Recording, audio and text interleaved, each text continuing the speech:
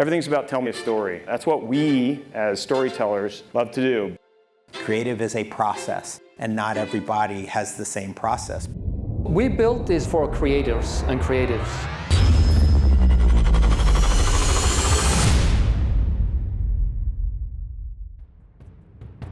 So at ImageWorks, over the last 31 years, we've really taken a lot of those impossible requests, right? It's what we, as storytellers, love to do. Our development team innovated and built tool sets from the ground up. Using a new spider crowd system, we were able to build a considerable amount of additional spider characters with varying colors, logos, and body dimension. This enabled us to create an almost limitless army of spider people. We're trying to figure out how to handle his spidery actionness. The ideas of him being kind of like a Xerox zine cutout were already there, and the challenge was, how do we incorporate that? How do we make that fit with everything else? Because obviously it's a very complicated design, and if we do it wrong, he might end up stealing the show in every scene that he's in. Each artist has their own workflow within an application. How do we embrace the chaos and create efficiencies? The choice that we made for Flixi was to create these importers-exporters. But we still wanted to have a way to allow artists to work in a 3D environment. So you move the game controller around and you take a photo kind of thing. It renders out of frame, sends it to Flixi. From Flixi, you can open it in your application of choice. The things that we look for is how do we improve creativity. I have to admit, what excited me the most is I knew the least about this. So the idea of shooting in a virtual environment, it felt very foreign, but it was also really exciting. The first time you took me down to look at that virtual city, I couldn't quite believe how exciting and thrilling it was to be on a virtual tech scout. Understanding what goes into telling a story, the happy accidents, the challenges that you have sometimes in trying to convey a message to a team of people. My first game I worked on, you look back at that now and you look at the pixels on that game and all you see is giant blocks moving around. We accidentally walked into a building, then all saw outside from inside, and Jason's like, this is such a cool shot. It kind of expanded my ability to kind of see right in front of me what I could get. The optical tracking technology which makes all of this possible is known as SkeleTrack. And combined with our powerful visualization tool known as Hawk Vision, it brings the world of sports into the virtual world. But how does that work?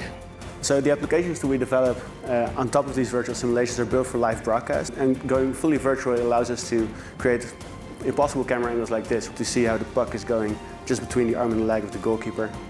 And so creating the perfect impossible camera angle together with things like the slow motion really gives us new ways of visualizing compared to traditional broadcast. So I want to talk about the virtual world on top of CG creation content using tracking data. We have built virtual Etihad Stadium. This is the home stadium for Manchester City, for users to come together with their friends, talking with each other, sharing their passions. Hopefully they are making the new friends in the virtual world.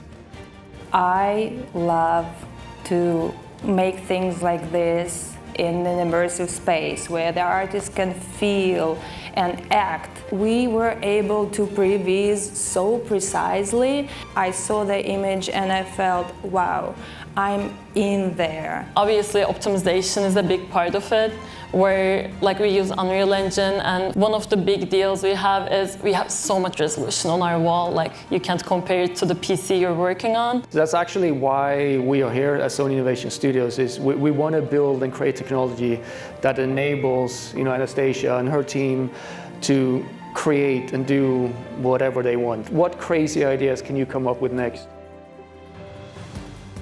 Our Gran challenge was to recreate the experience that top drivers have when racing each other. The first thing you have to do to be able to race against the top drivers is be as fast as them. The tool that we used to accomplish this was called reinforcement learning. The idea is there's an agent embedded in the world, the agent takes actions, the world changes, but that wasn't really enough. For example, if you can use a slipstream to get some extra speed and then pass the car in front of you. So we have to do it in a way that trains the agent to be respectful. And there's something about what GT Sophy's doing that allows it to come out of those corners faster and maintain more speed and therefore beat the best drivers in time trial situations.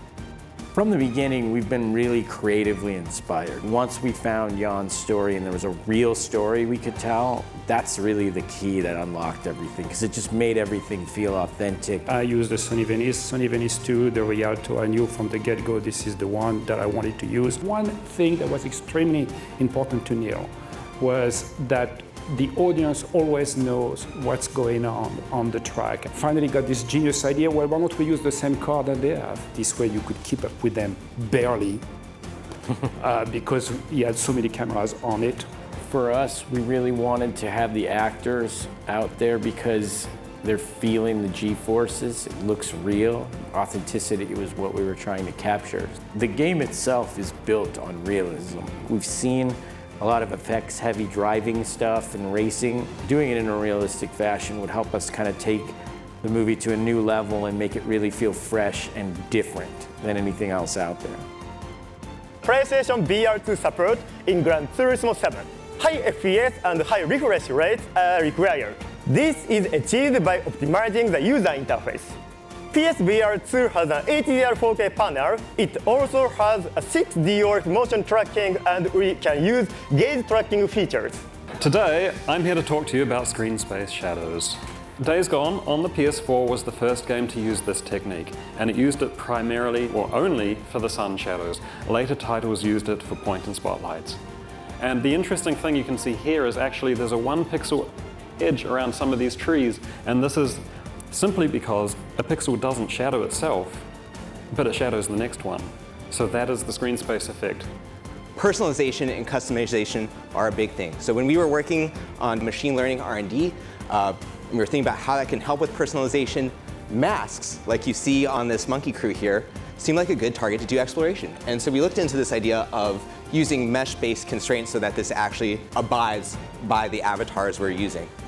How can we improve these results and end up applying them to games? So the first one is this idea of rendering the normals. So what happens is these normal renders end up encoding information about the shape just through the render itself. So when you optimize using these, what you'll end up with is something that you get smoother, cleaner shapes as you're doing these generations. Cool, guys. Well, thank you so much, and I hope you have a wonderful rest of your day.